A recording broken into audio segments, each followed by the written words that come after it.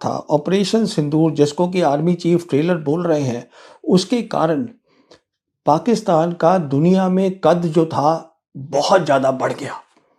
जिसे हम कहते हैं उनकी जियोपॉलिटिकल प्रोफाइल बहुत ज़्यादा बढ़ गई। और प्रेसिडेंट ट्रंप ने आर्मी चीफ के उनको पहले बुलाया, उसके साथ लंच किया वाइट हाउस में और पाकिस्तान को एक स्ट्रेटेजिक रोल दे दिया। मतलब स्ट्रेटेजिक रोल होता है अहम रोल, मिडिल ईस्ट के अंदर उसको रोल दे दिया गया। अब हम जानते नहीं है कि जब अगला ऑपरेशन सिंदूर 2 हो तो वो 4 दिन चलेगा, कितने दिन चलेगा, 4 महीने चलेगा कि 4 साल चलेगा, वो कह रहे हैं हम जानते नहीं हैं। इसमें बिल्कुल साफ बात है कितने दिन चलेगा, इसमें क्या जानना है आपको। और ये सिंदूर से साफ तो सामने आ चुका है, जो लड़ाई सिंदूर 2 होगी वो एक फुल स्केल वॉर होगी जिसकी तैयारी पाकिस्तान कर रहा है और इस पर मैं वीडियो ऑलरेडी कर चुका हूं।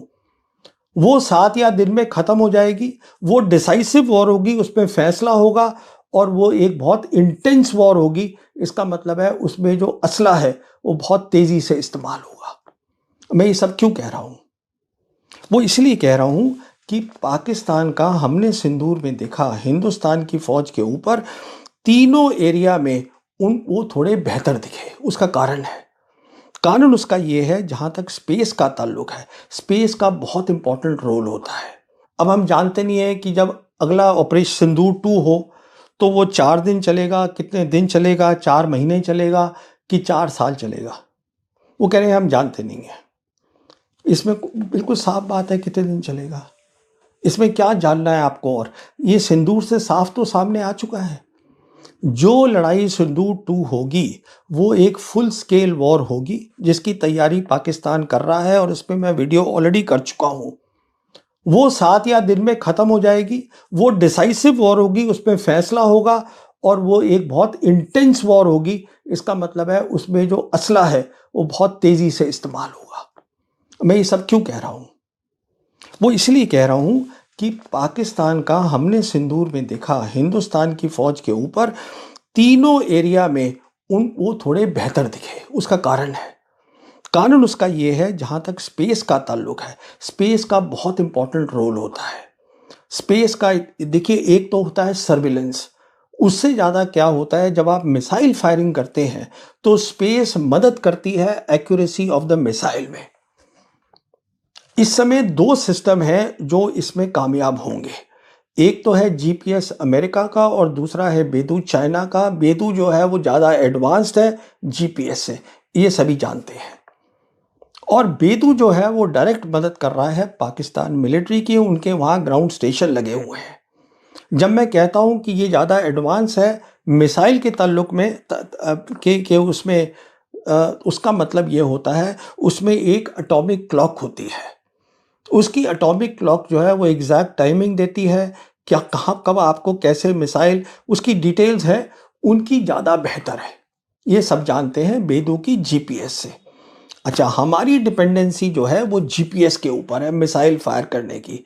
अब मान लीजिए जैसे ट्रंप साहब, प्रेसिडेंट ट्रंप नाराज थे इंडिया से, अगर मान लीजिए वो बंद कर देते जीपीएस तो हम क्या करते। कहने का मतलब ये है, हमारा अभी जो सिस्टम है, हमारा अपना जो है सिस्टम, वो अभी इतना ज़्यादा कामयाब नहीं है और सब जानते हैं इस बात को। मैं इस पे ज़्यादा और टिप्पणी नहीं करना चाहता हूँ। जहाँ तक इलेक्ट्रॉनिक वॉरफेयर का ताल्लुक है, उन्होंने दिखाया है उनकी बेहतर है। हमारी इलेक्ट्रॉनिक वॉरफेयर बालाकोट में कमज़ोर दिखी थी और अभी तक उसको बहुत अच्छा कर लेना चाहिए था, पर वो नहीं हो पाई।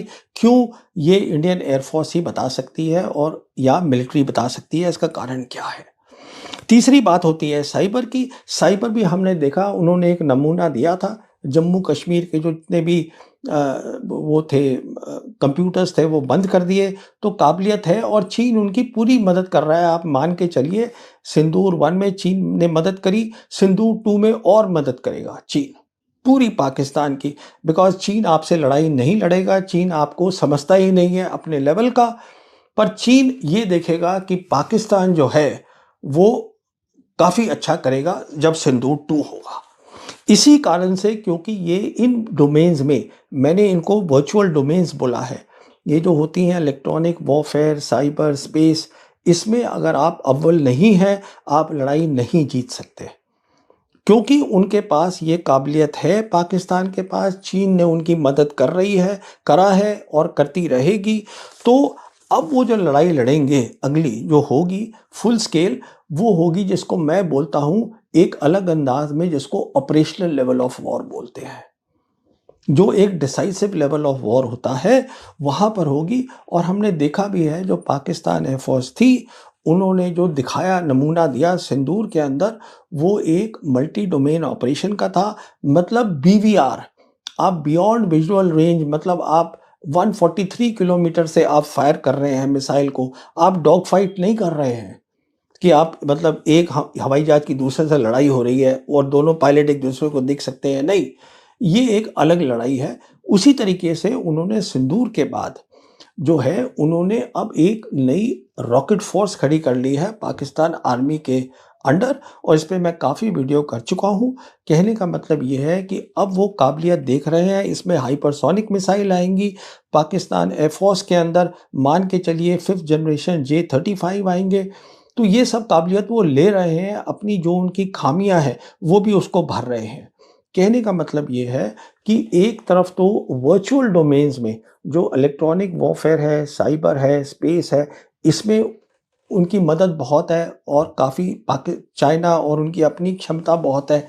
और दूसरी तरफ अब वो ये मिसाइल्स में भी जा रहे हैं, काइनेटिक फायर के अंदर, जो बहुत तेज से और हाइपरसोनिक स्पीड से होंगे।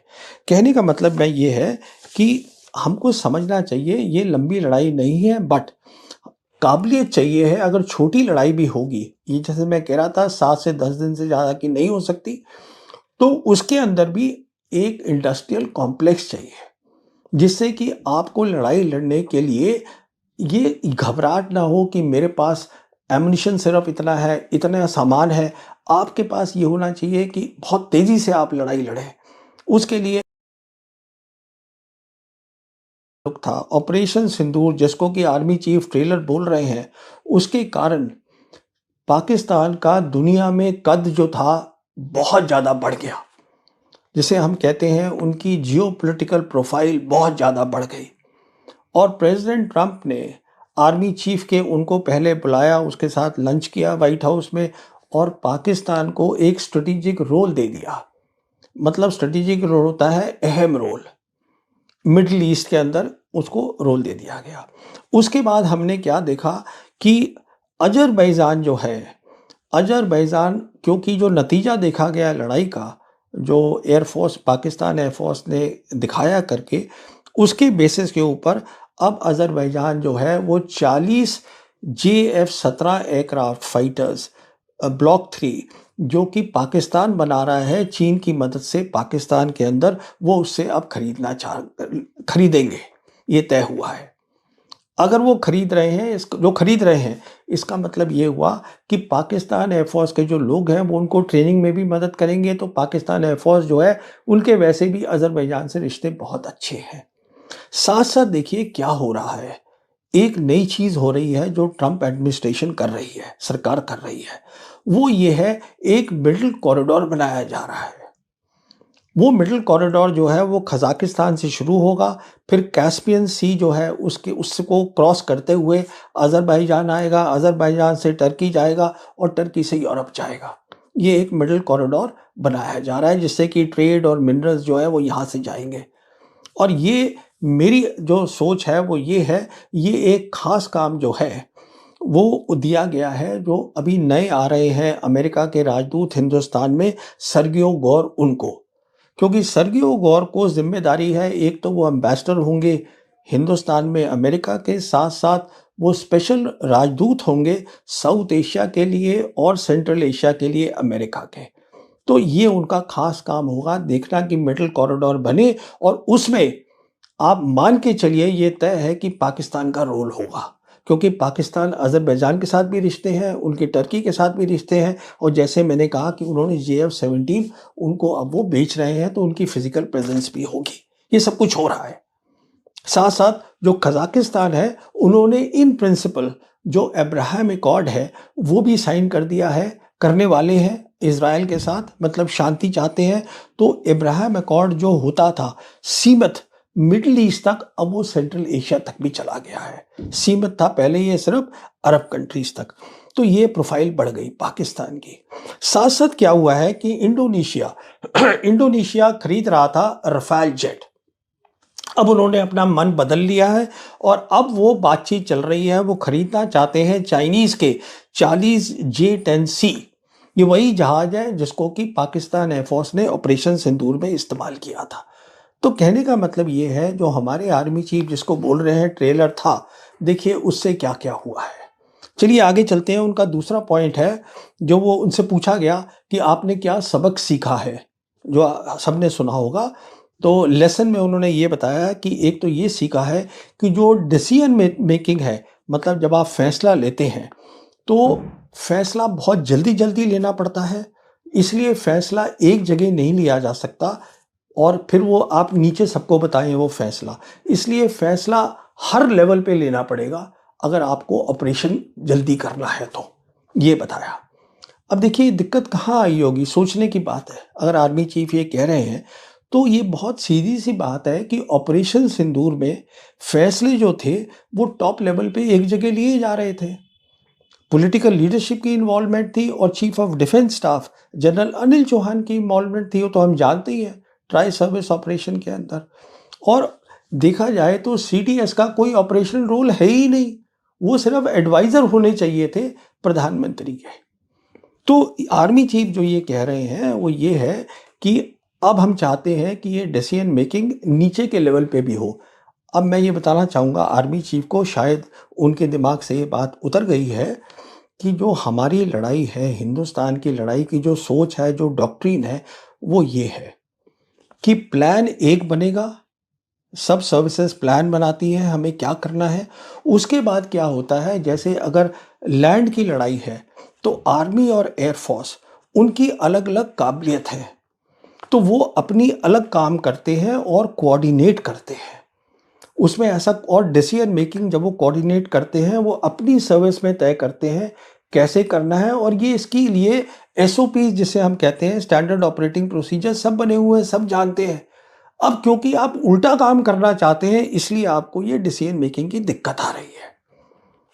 अगला पॉइंट इनका लेते हैं।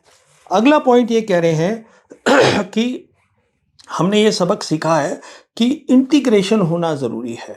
इंटीग्रेशन आर्मी का, एयरफोर्स का, सीएपीएफ का। सीएपीएफ होता है सेंट्रल आर्म्ड पुलिस फोर्स। इसमें क्या है, वो सीआरपीएफ आती है, बीएसएफ आती है, ये जितने भी ये पुलिस फोर्सेस हैं होम मिनिस्ट्री के अंडर, ये सब उसमें आती हैं। स्पेस वो कहते हैं, साइबर, ये सब होना चाहिए। इन सबको इकट्ठा रखना है क्योंकि अब वो कह रहे हैं कि इन सबको इंटीग्रेट करके लड़ाई करनी है और इसको वो बोलते हैं मल्टी डोमेन ऑपरेशंस। अब मैं दो बातें यहाँ बताना चाहूँगा आर्मी चीफ को। पहली बात, ये सीएपीएफ जो है इसका कोई रोल नहीं है मल्टी डोमेन ऑपरेशन में, बिल्कुल। क्योंकि सीएपीएफ जो है वो सिक्योरिटी उनका काम है, डिफेंस नहीं है। वो होम मिनिस्ट्री के अंडर में आती है। जहां तक डिफेंस का ताल्लुक है, मल्टी डोमेन ऑपरेशन डिफेंस का ऑपरेशन है। यहां पर जब आप बात कर रहे हैं इंटीग्रेशन की, तो इंटीग्रेशन एक लंबा तरीका है, एक लंबा प्रोसीजर है। मिसाल के तौर पे आपको क्या करना पड़ेगा, सबसे पहले आर्मी, एयरफोर्स, नेवी, इन तीनों को नेटवर्क करना पड़ेगा। इनके कम्युनिकेशंस लाने पड़ेंगे जो सॉलिड कम्युनिकेशंस हो। वो आपको पहली चीज चाहिए। दूसरी आपको चाहिए कि जो डोमेन्स हैं, जैसे कि साइबर, इलेक्ट्रॉनिक वॉरफेयर, स्पेस, इसमें आप काबिलियत बढ़ाइए। काबिलियत दो तरीके से बढ़ेगी। पहले जब आप काबिलियत बढ़ाएंगे, उसको हम बोलते हैं फोर्स मल्टीप्लायर। उसका मतलब ये होता है कि जैसे 3 आर्मी, एयरफोर्स, नेवी है, वो उनकी अलग अलग मदद कर रही है, उनके इजाफा कर रही है, इंक्रीज कर रही है उनकी ऑपरेशन की क्षमता को। दूसरा लेवल होता है कि जब ज़्यादा ये काबिलियत आ जाती है तो ये आप अपने अलग ही एक डोमेन बन जाती हैं लड़ाई करने की। तब ये हालत होती है कि आपके पास 4 तो हो जाती हैं फिजिकल डोमेन, जो कि लैंड, एयर, सी, नेवी और स्पेस हो गई, और 2 हो जाती हैं वर्चुअल, जो है कि साइबर और इलेक्ट्रोमैग्नेटिक स्पेक्ट्रम, जिसमें हम इलेक्ट्रॉनिक वॉरफेयर करते हैं। आप उनको फिर नेटवर्क करिए इन 6 को। उसको मल्टी डोमेन ऑपरेशन बोलते हैं। तो जो आज आर्मी चीफ बोल रहे हैं इंटीग्रेशन की, ये मल्टी डोमेन ऑपरेशन लंबा काम है। इसके लिए आपको शांति चाहिए और इसके बाद आप बात करिएगा थिएटराइजेशन की, कि क्या थिएटराइजेशन की जरूरत है, उसकी क्या शेप होगी। तो ये प्रोसीजर है। अब नेक्स्ट देखिए आर्मी चीफ क्या बोल रहे हैं। वो ये कह रहे हैं कि ये जो थी ट्रेलर, ये तो 88 घंटे चला,